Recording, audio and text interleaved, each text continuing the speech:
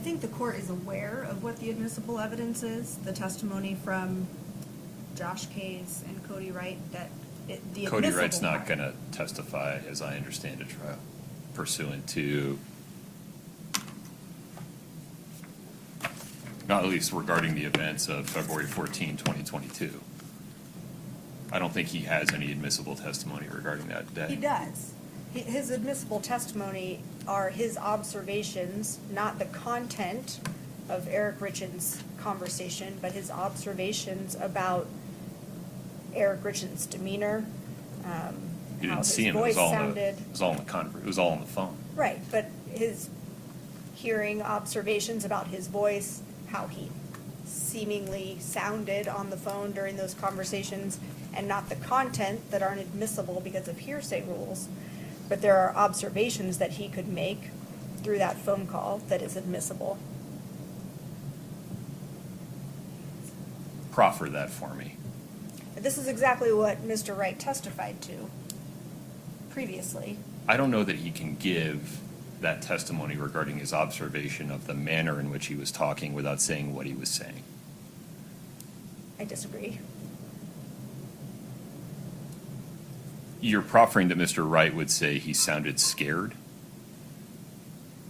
That he sounded somber, that he sounded concerned. I don't remember the exact words that he used when he testified, so I don't want to misstate those. But certainly he testified that during that phone call, Mr. Richins had a certain demeanor that struck him and that he remembered, and then he testified to what that demeanor was. Okay. All right, let's assume that comes in. Anything else? There are also text messages between the defendant and Eric Richins about the sandwich that was left and... So let's be specific. There's Sure. a text message from June between defendant and her friend indicating that she left a sandwich. And then there's a text message from Eric to Kouri at 11:33 a.m. on February 14 saying he's not feeling well, I'm going to go lay down. If I don't feel well, I'll go to the hospital. Anything else? Text messages later in the day. Your Honor, Mayor. Later in the day. Sorry, I don't have all of those messages at the forefront of my mind. That's okay. Your Honor, late in the day, late afternoon on February the 14th, there are text messages between the defendant and Eric Richins, which don't directly, he doesn't directly say something like, you just tried to poison me or something. No. But the state will argue that his messages and her non-responses for several hours, and then their ultimate exchange about, he says something like, I got dinner for you and left it on the seat of your car, or on the seat of my car. The state will argue that those indicate he was well aware of what happened on February the 14th at about 11 a.m. Okay. All right. Okay. My concern is that in the absence of admissible evidence, in the absence of the jury hearing the content of Mr. Richins' statements to Kouri Wright, there isn't a basis for the jury to conclude that Mr. Richins was acting inconsistently by staying with Ms. Richins or not doing something more acute between February 14 and the day he ultimately died. And without a reasonable basis to find that he acted inconsistently, I'm not sure why Dr. Venino's testimony is helpful to the trier of fact. And I'm more concerned that under 403, it would invite the jury to speculate about whether there was, in fact, a prior history or prior experiences of domestic violence that aren't in the record. I think there are other instances, other facts that would be presented at our case in chief that are maybe not on their face what people typically consider domestic violence, meaning physical abuse. And that's the crux of it. For example, if there is infidelity, why do you stay in a relationship? For example, What, if does Dr. someone is. Venino have anything to say about that? What's that? Does Dr. Venino have anything to say about that? I think these go to the counterintuitive behaviors. These go to manipulation and control that exist outside of physical abuse in these types of relationships, which is exactly what needs to be explained. Because the jurors may have questions of, why wouldn't you leave if you knew you were being cheated on? Why wouldn't you leave if you thought this person was taking your money? Well, hold on. The jurors, lay jurors, are perfectly capable of figuring the first one out in their everyday experience. The second one as well. The state, I think, has a more thought-provoking point of, if you knew somebody tried to kill you, why'd you stay with them? Now that, I understand, would require or may allow the admission of specialized knowledge regarding domestic violence relationships and cases. I got that. That's, I think, a valid argument. I'm just not sure there's any foundation for the jury to conclude that this relationship involved domestic violence before Mr. Richins ultimately died. I think that the court is considering this as domestic violence in the context of a typical physical abuse case that we're not alleging. I'm not suggesting otherwise. I'm more concerned with Dr. Venino talking about it that way. And she would not. Then what does she do that's helpful? It's in her proffer. She can certainly testify to it, but it is the counterintuitive behaviors, it's power and control and manipulation outside of physical abuse that does not include physical abuse. Okay. All right. Mr. Bloodworth, did you want to add anything? Yes, Your Honor, thank you. As it relates to what I would most likely expect the testimony to involve, Valentine's Day, why not? Why if you thought she just murdered you, do you still stay? Right. And it seems to me that where the court might be hung up is in the probative value of the evidence showing that he knew versus. Or lack thereof, or or lack just thereof. lack of evidence showing that he The- knew. The Yeah. probative evidence showing that he knew versus the prejudice that would come along with perhaps an improper inference. An improper inference of something prior to February 14th. Prior to that's February not- the 14th, Right. correct, Your Honor. So I don't know that at this point in time, the court has the full amount of evidence that Eric knew, despite kind of some proffers just now. This may be a decision that the court wants to reserve on under the scope, kind of make the reservation of, the court needs to hear the evidence that Eric knew. Upon hearing the evidence that Eric knew, the court can make a 403 decision. I think the court can make probably the 702 decision part of that today, but I think the court needs more information on the probative value of the evidence that Eric knew. Okay. Pause there for a minute. Yes, sir. Ms. Nestor. Your Honor, Dr. Venino, I think she's a doctor, she has certainly not been identified as a family relations expert, a good or bad marriage expert, a marriage counselor. I know, but respond to what Mr. Bloodworth just said. That's what I'm trying to get to.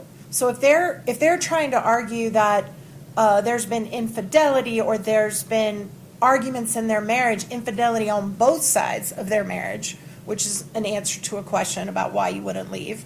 But that goes way beyond what the narrow area that she's qualified in. She's qualified in domestic violence.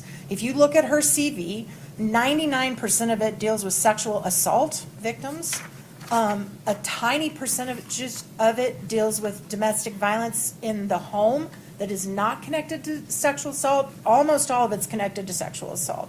So her specialty while they may want to put that case on, that, you know, that she was a bad wife or whatever they want to try to argue, this expert is being called to opine about violence in the home, not just being a bad wife or being, you know, controlling or manipulative of your spouse, but of a spouse being in fear due to emotional or physical coercion to the point of being in fear. And there's zero evidence that I've seen in 10 terabytes, what are we up to, 12 terabytes? 12 terabytes of discovery. And if they've got some evidence out there that there was domestic violence in this relationship, and I don't have it yet, I submit it's not coming in. So the prejudice would be outrageous to allow this witness to get on the stand and opine expertly that because there were problems in the marriage, that this was a situation that put Eric Richins in fear of domestic violence. That's not what Mr. Bloodworth was arguing. He was arguing that I should wait to see how the evidence comes in the state's case in chief to determine whether they've laid a foundation for the jury to draw a reasonable inference that Eric Richins did in fact conclude subjectively that Kouri Richins tried to kill him on February 14th and then stayed with her. If they do, I think their argument that Dr. Venino's testimony is helpful to the trier of fact is stronger, and we can have a conversation about it today or tomorrow or in the future. If they don't lay the foundation, I don't think it can come in because it won't be helpful to the trier of fact, and even if it had some minimal helpfulness, it's the danger of inviting the jury to speculate about whether there was some other history prior to February 14 regarding domestic violence, whether they've misheard the evidence and are confused or misled. That's too high under 403. But Mr. Bloodworth's point on behalf of the state is, rather than doing this by proffer, why don't you just hear it come in and then decide if we can call Dr. Venino after we've tried to lay the foundation for what we think we're going to be able to show. Well, one of the problems is, you know, if she's going to come in, there's things we as lawyers need to do to prepare for that. One thing, we may want to get a rebuttal witness. We honestly did not believe that her testimony would ever come in at this trial because there's zero evidence of domestic violence on Kouri's part, right? So there are things we need to do to prepare that preparing at the last minute puts us at a significant disadvantage. I think you're always entitled to revisit any ruling you ever make, right? You're the judge. You can revisit a ruling at any point in a trial if the evidence changes or something changes. Certainly. But as this evidence stands right now, they have not propounded evidence sufficient to get her testimony in at this point. If they do that later, then they can ask you to reconsider. But right now, I think the only proper ruling would be to rule that there's no standing right now to let her testify. If that changes, you can reconsider it. But right now, they've not propounded that evidence. I've never seen that evidence, and we're, a month out from trial. I seriously doubt we're ever going to see it. But that's what we would ask you to do at this point. You acknowledge there's a little bit of internal inconsistency to what you just said. I agree with the last part, that I can say, well, she can't testify until you lay foundation. Right. But once I say they've laid foundation, you're going to be right on the horns of the same dilemma you just described in terms of needing to have a rebuttal expert prepared to go. Right. Okay. Well, I mean, if it depends on your ruling, how we approach that, right? I mean, Talk to me about, assume that there was foundation in the record today, that there was admissible evidence that Eric Richins had a subjective belief, well-founded or otherwise, that Ms. Richins attempted to poison him on February 14, 2022, and elected not to do anything about it. It would seem that that would satisfy the 702A standard for helpfulness for the jury in terms of explaining why people who suffer violence in a domestic relationship don't immediately get out of it. that still doesn't mean that there's any evidence of that violence in the relationship. Even You if got to that, accept my hypothetical, right, that he subjectively believed that she did and didn't get out. that would seem to open the door to Dr. Venino's testimony as helpful to the trier of fact. Do you disagree? I would disagree with that, Tell me why. obviously. Well, based on her area of expertise, as I read her proffer, her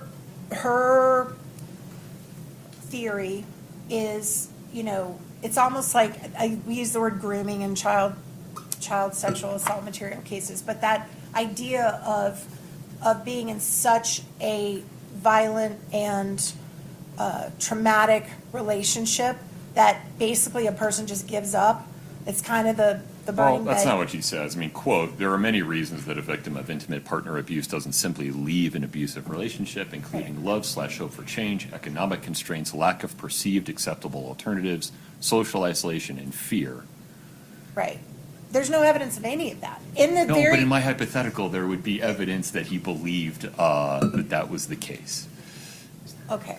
Accepting that hypothetical, that evidence that does not exist now somehow appears at trial for the first time ever. Right. And is allowed in, even though we object like crazy because they didn't give it to us before. The argument would be that her testimony, my understanding is she's a blind expert, right? Right. So she's not going to be able to take that evidence and analyze it anyway. So how does it change her position at all from right now? Well, because right now, in the absence of the foundation that you assert is missing, that I have concerns is missing, that Mr. Bloodworth is saying, hold the phone, let us lay it at trial, I agree that her testimony would be unhelpful because it's not relevant to Right. the facts of the case. Right. If they lay the foundation, it suddenly becomes relevant to the facts of the case.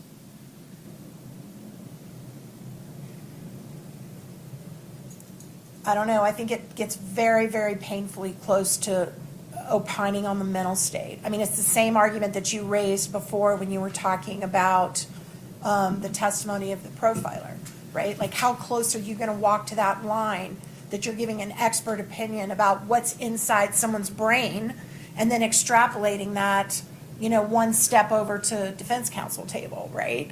And, I mean, basically her testimony would be under circumstances where someone believes that their life is in danger, it's perfectly rational for them to stay, so it must show that they did believe it, but that they just didn't act on it. I mean, she's opining on what would be in Eric It would Richins. mean they'd offer her testimony for the inverse. Right. The fact that he didn't leave is not necessarily an indication that an attempt in his life didn't happen on February 14th. I mean, I had a case very similar to this one time. I had a rape case where the victim of the alleged rape testified wholly inconsistently, like 6 different times about what happened to her, Right. to the extent of like where it happened, how often it happened, in what position it happened. Everything was just absolutely in every statement she gave. And the federal government called a witness to testify, an expert, to testify that rape victims are more likely to be confused. So the fact that her statements are inconsistent are consistent with trauma and make it more likely that she was a rape victim, right?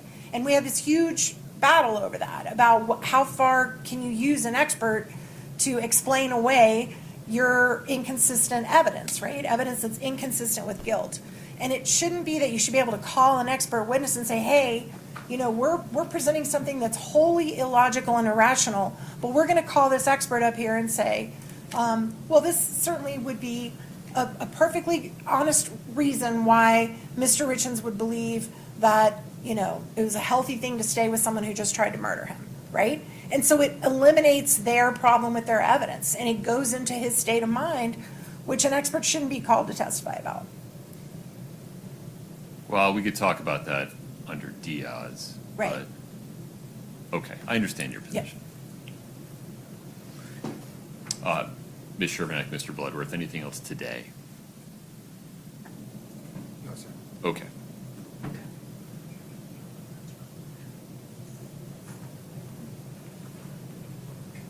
Let me take it. Oh, I'm sorry. Sorry, Your Honor. That's okay. Anything else on the record at the moment? No, sir. Let me take a 10-minute break. Okay.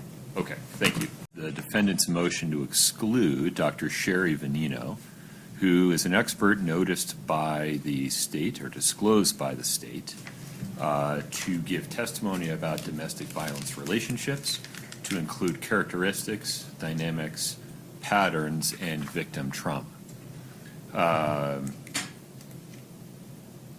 Dr. Venino is disclosed as a blind expert who is being offered to testify regarding a set of principles regarding domestic violence relationships without having reviewed or opining on any case-specific evidence.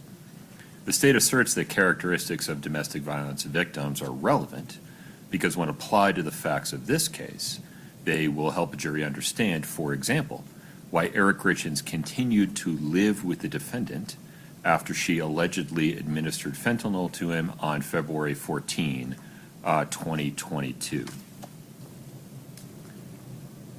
Currently, the court has not seen in the record a non-speculative basis for the jury to draw an inference that Eric Richins had any subjective knowledge of Ms. Richins' alleged attempt to poison him on February 14, 2022. And in the absence of a non-speculative basis for the jury to draw that inference, that is, that Eric knew that his wife had attempted to hurt him, there's no relevance to Dr. Venino's testimony regarding the dynamics of domestic violence relationships because there would be no foundation for the jury to conclude that the relationship between Kouri Richins and Eric Richins qualifies as a domestic violence relationship. In the absence of that foundation, Dr. Venino's testimony would not be helpful to the trier of fact under Rule 702A, and given its lack of probative value, it would be inadmissible under Rule 403, not only as not being relevant under 401 and 402, but also under Rule 403 as inviting the jury to speculate about whether there was some other evidence of a domestic violence relationship between these two that wasn't in evidence in the court. It might confuse the jury regarding the testimony that is admissible. It might mislead them regarding the reasonable inferences to be drawn from it. So sitting here today, there isn't a basis to allow Dr. Venino to testify. However, the state makes a reasonable point that the court hasn't seen all the evidence, isn't aware of all the evidence, hasn't seen how it would come in, and the state may yet be able to lay the missing foundation during its case in chief. And so while the court determines that sitting here today, there is not a basis to allow Dr. Venino to testify, the court acknowledges that that basis may arise through the state's case in chief if the state in its case in chief lays a sufficient foundation for the jury to draw a non-speculative inference that Eric Richins was aware that defendant tried to hurt him on February 14, 2022, the court will revisit defendant's argument that Dr. Venino's testimony should nonetheless be excluded under Rule 403, given the entire context of the evidentiary record at that point. In so ruling, the court also rules that Dr. Venino is qualified to offer this type of testimony under Rule 702A, and that her testimony, if it becomes helpful to the trier of fact, and if it survives a 403 balancing test, satisfies the minimum threshold for reliability under Rule 702B.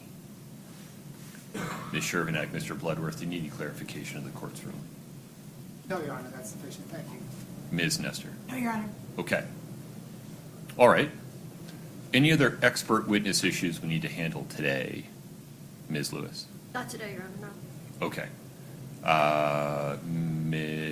Burmester? No, nothing for Ms. that. Shervanek? No, yeah. All right. Oh, yeah. Okay.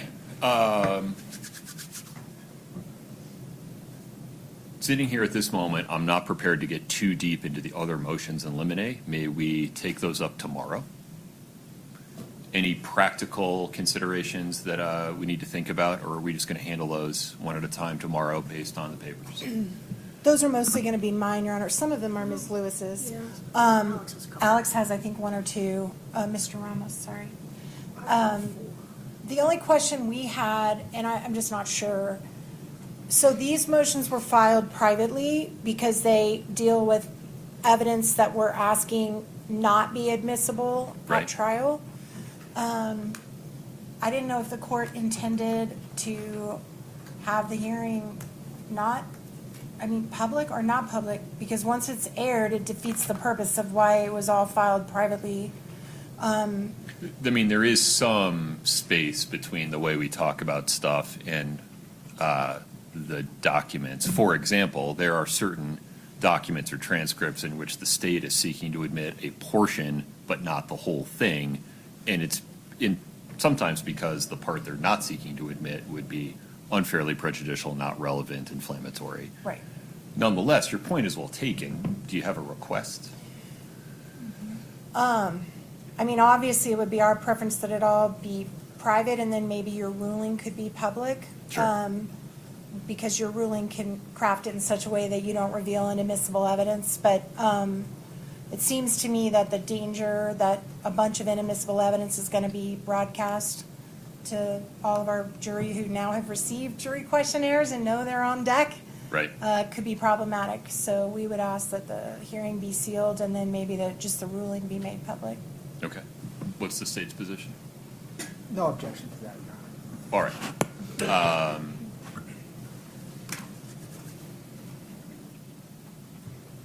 Tomorrow, January 8th, the court has set a hearing to hear oral argument on numerous motions in limine filed by the state and by defendant related to a number of pieces of testimony, documents, audio recordings, video recordings, other pieces of evidence.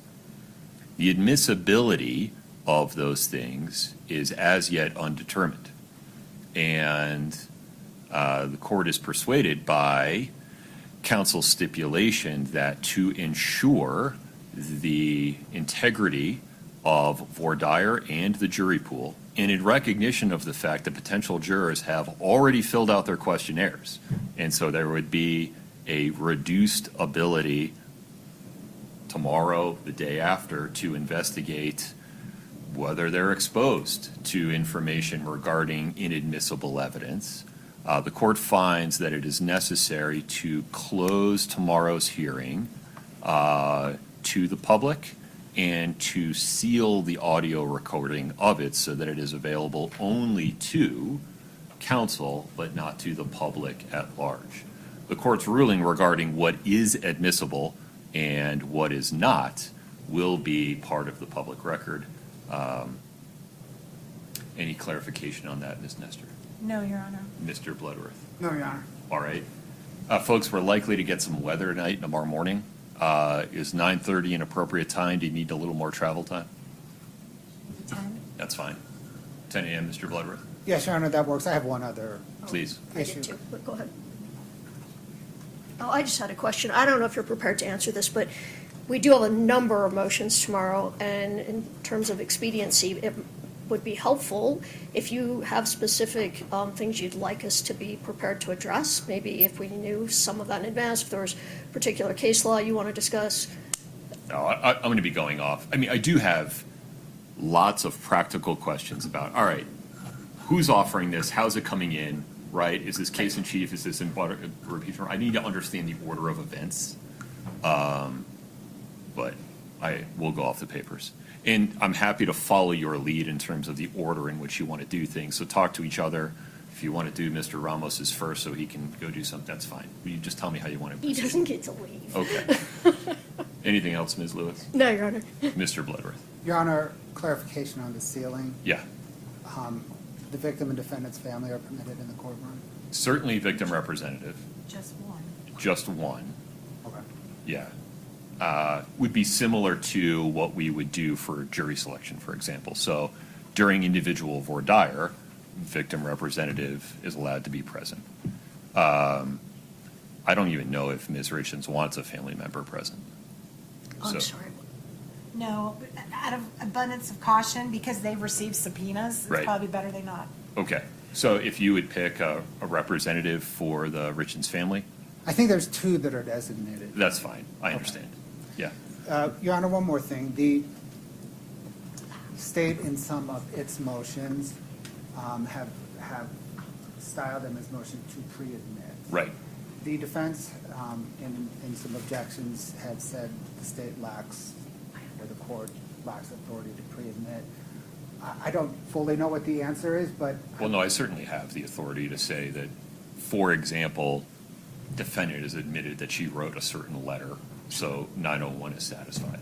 Sure, that, but as far as the relief the state is requesting, if the state has styled it as a motion to pre-admit, the state would like to amend those, any of those stylings to a motion to determine admissibility. Understood, Thank you. okay. Some of my questions will be, is there a genuine issue regarding the the authenticity Sure. of this document? Who's your witness that's going to bring it in? Something like that. Yes. Okay.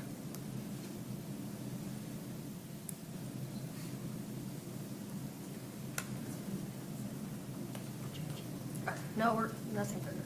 Okay.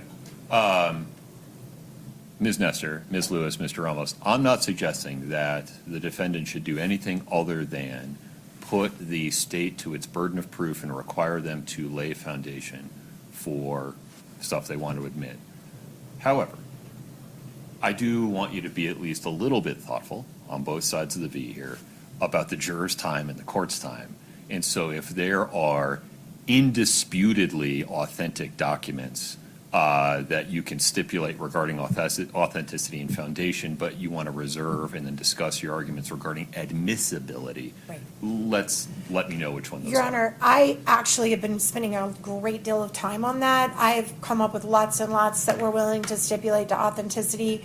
I told the prosecution I would get that to them, I think Monday, but something came up in my family and I wasn't able to do that, but I will try to get that to them by Friday. Okay. But there's quite a few documents that we're not gonna have a problem with authenticity, and we're not gonna ask them to bring in sponsoring witnesses or Perfect. like jail calls and Yeah. bank records and pictures and all that kind of stuff. And I mean, I'm doing it one by one by one, and will have a comprehensive list by Friday, hopefully. Thank you. Thank you. Okay.